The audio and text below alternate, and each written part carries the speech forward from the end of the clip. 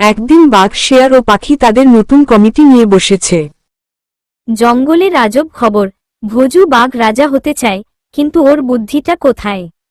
আজ থেকে আমি এই জঙ্গলের রাজা, সবাইকে গুরুম গুরুম খেয়ে ফেলব।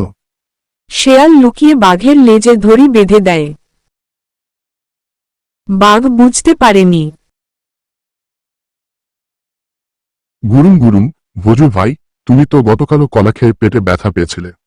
হা হা, রাজা হওয়ার আগে একবার গোসল করে আসো।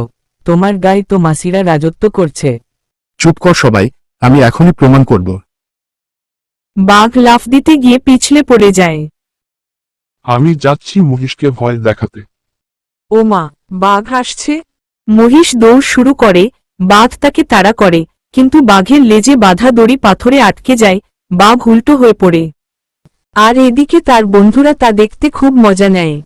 ভোজু ভাই, রাজা হওয়ার আগে একটু ভালো করে হাঁটতে শিখো। বন্ধুরা, হাসি ঠিক আছে, কিন্তু ভোজু তো পড়ে গেছে। বাঘও বোকা হতে পারে, হি হি। বাঘ গাছে উঠতে চায়, কিন্তু পা পিছলে বারবার পড়ে।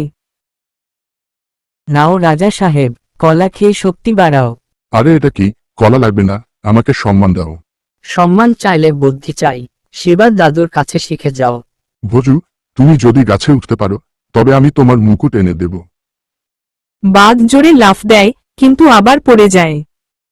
আমি ভুল বুঝেছিলাম, রাজা হতে চাইনি, আসলে বন্ধু চেয়েছিলাম। বন্ধু তো আছেই, এখন থেকে আমরা সবাই মিলে জঙ্গল টিম।